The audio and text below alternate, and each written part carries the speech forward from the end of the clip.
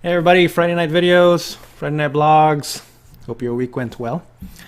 Um, Lots going on, by the way. So it's really cool. My book's coming out soon, so be on the lookout for it sometime before the end of the year. Hopefully sometime before December. But keep an eye on it, and there's still a lot to do. So today I want to talk about the body again. That's my favorite topic, right?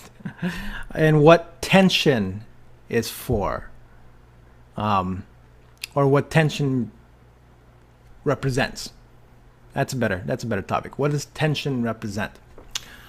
Okay, so as I said many times already, before you came born into this world, you and your body made an agreement. Your body said, Matt, I will hold on to the times in your life where you can't express a certain emotion or thought simply because it's not safe to do it or it's not appropriate to do it. But at some point, I will need you to look into it because I am finite and I need to get that energy out, or I need to move that energy through and come back to my original job of staying healthy. So, and it's very important because realize if you feel tense, if there's some tension inside of you, yes, if it's just for the scene itself, for the moment, which is very rare because a lot of things we do is somewhat tied and connected. I would almost say everything we do in our current moment is somewhat tied to something we've experienced. But I like to say never, and never say always. So if it is just for that particular event, you'll get some natural tension, right? And then when you get a chance, just clean it through, move through it in whatever technique that you have. But many times that tension is tied to a particular memory.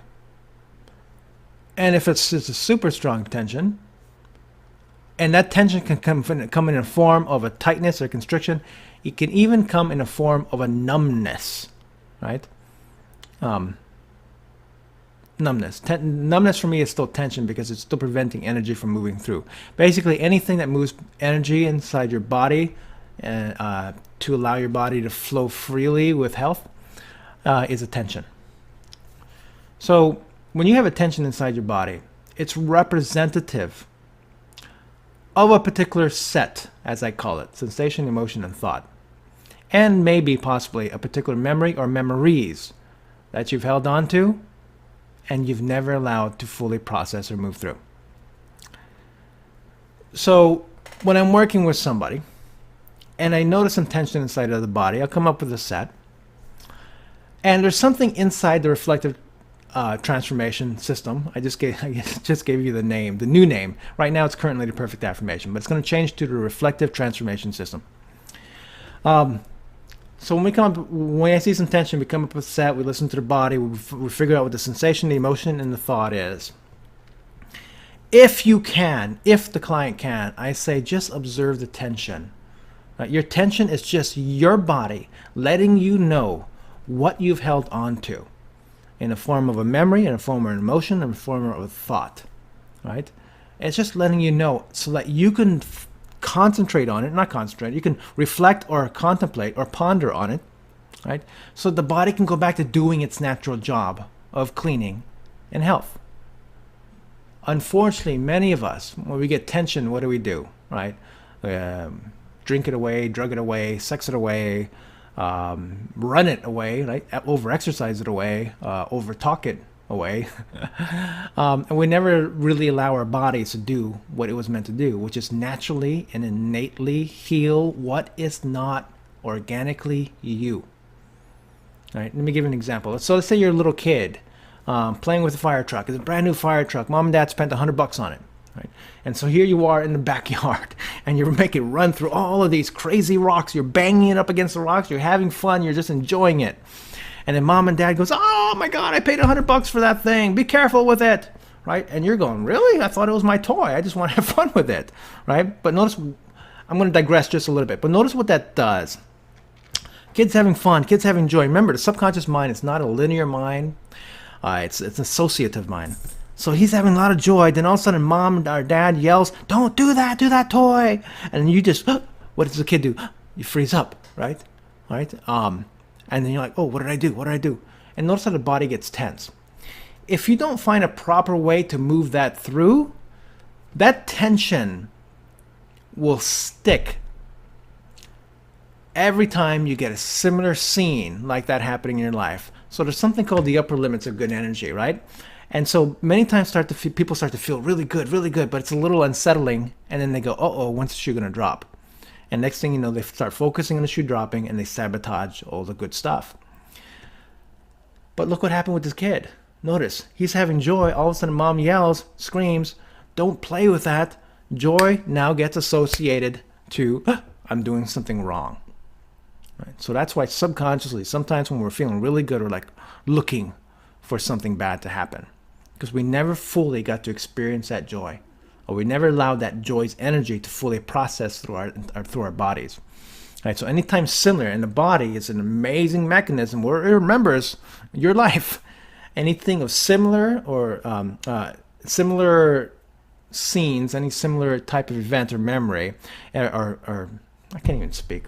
Any similar scenes that happen in the future, it will bring up that memory and it'll bring it to the present moment. The subconscious mind is not a linear mind. It is a mind that's happening all at once. Right? That's why you can have something that seems so trivial happen right now and make it a huge thing because it's connected to every time you felt that way. Okay, I digress, I come back. So tension inside of the body is simply representing to you, it's trying to wake your body saying, "Hey, Matt, I have this tension here because you're still holding on to this memory or this emotion or this set, right? I just want you to acknowledge it. If you can acknowledge it, I can do my job of healing." But it's the hardest part about this whole healing journey is acknowledging what we've held on to. That's the hardest part. The second part is actually getting the wheels greased, getting it started by actually feeling it, right? If you allow yourself to get the wheels greased and you start to feel it, at some point the body's going to take a breath, it's going to relax a little bit, and that's its signal to you to saying, "Matt, I got it from here. You don't have to try and fix it anymore. You don't try to analyze it. You don't have to try and figure it out. I got it from here. Let me clean it out." And then the body's innate energy healing abilities will start to come up to the surface. So again, a perfect example, and I've shared this before, is animals in the wild, right? Lions, Africa. Lions, gazelles, tigers. There's no bears, but, you know. So they're grazing, okay?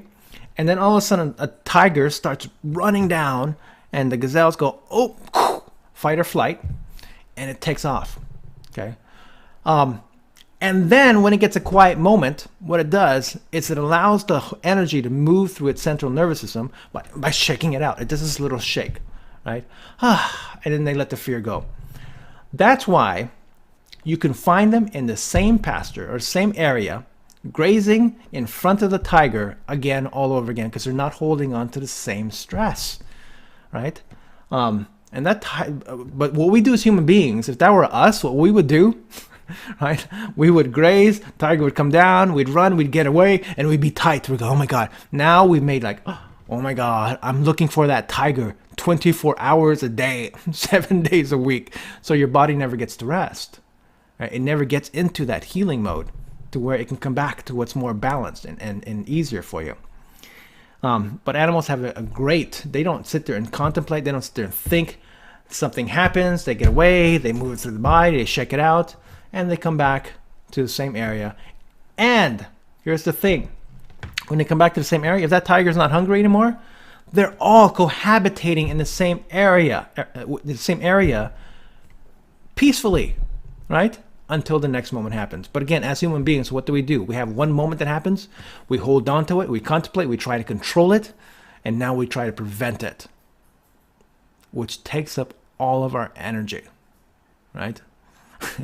It's too much. And the thing is, if you cleanse through that emotion, a lot of people think, "But if I cleanse through this emotion, I won't have the ability to protect myself." I go, no. If you cleanse through that emotion, it doesn't mean that you let go of the lesson. You still have the lesson, but you'll do what's appropriate to the challenge at hand, right? If the challenge is not even here, you won't waste any energy And if you do waste energy on it, you'll do what's needed, and then you'll let it go. But no, what do? Even if we do what's needed, we don't let it go, right? We try to build a huge fortress around this particular challenge to make sure that this doesn't happen. And it's always going to life is always going to find a way to make it happen, no matter how big, how deep, how strong that fortress is that you've created. It's not until you acknowledge the set, sensation, emotion, and thought, clean out the memories along with it, that you can still take the lessons, you can still have your nice space without the need for the castle, right? And still be able to act appropriately at the right time and place to protect yourself. Because you'll simply be more aware, you'll have more intuition. But if you hold on to the fear will block that intuition, and it'll block your awareness. And you won't feel peaceful at all. And that puts the body in stress mode, and we know what stress does to the body. So, if you notice the tension, just realize, if you can, that it's holding a particular set that needs to be cleansed out. And in the perfect affirmation or the reflective transformation system, I have clients do something called catch and soften, right? So if we notice some tension, we come up with set, we bring it up to the surface. If they can, if it's a smaller intensity, catch and soften it. You don't have to go into deep analytics of it. Just catch it and soften it. Your body's telling you where you hit it. It just wants your attention to it. Like a baby wants your attention so it can stop crying.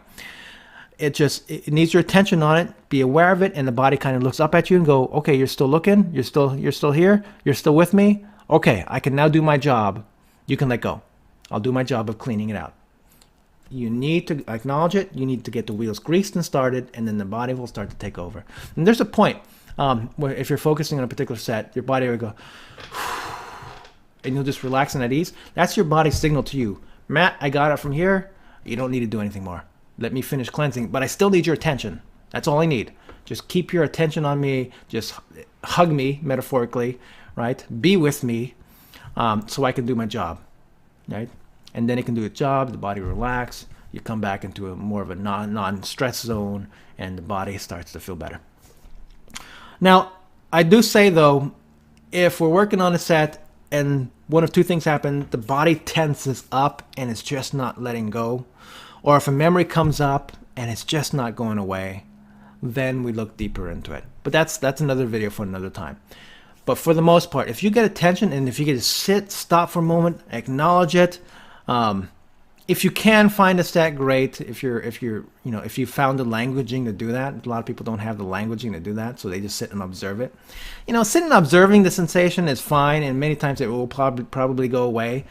But your conscious mind and your subconscious mind, your thinking mind and your emotional mind was not involved in it, right? So that means it's still there. Sure, your body may have relaxed with it, right? And you took care of it on a physical level, but that thought and that feeling is still there and it still needs acknowledgement, and it will come up later, right? Either in a different scenario, a different sensation, a different interaction, right? But it needs to be cleansed. So we need to listen to the whole thing, the sensation, the emotion, and the thought. Bring it up, let it clean through, let it go, but keep the lesson at the same time. So again, so listen to me reiterate. So if you find some tension in your body, if you can find that sensation, name the emotion, name the thought, and just acknowledge it, just be aware of it, that sensation will start to alleviate.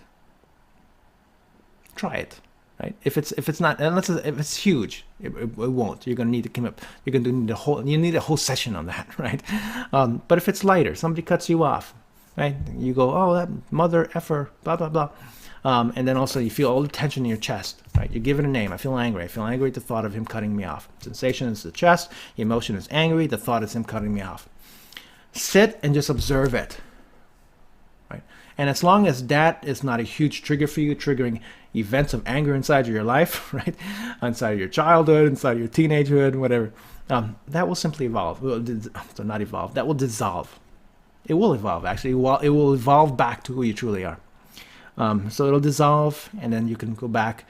And also in the reflective transformation system, we need to turn it over so that we can listen to what our spirit really wants. And so after that's dissolved, we may want to say, I'd rather feel, or I'd like to feel. And you might come up with, I'd rather feel calm at the thought of knowing I'm going to get home anyway.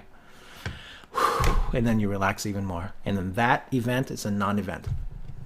Okay, I hope that made sense. Hope you're doing well. Live spiritually and with practicality, and look out for my book.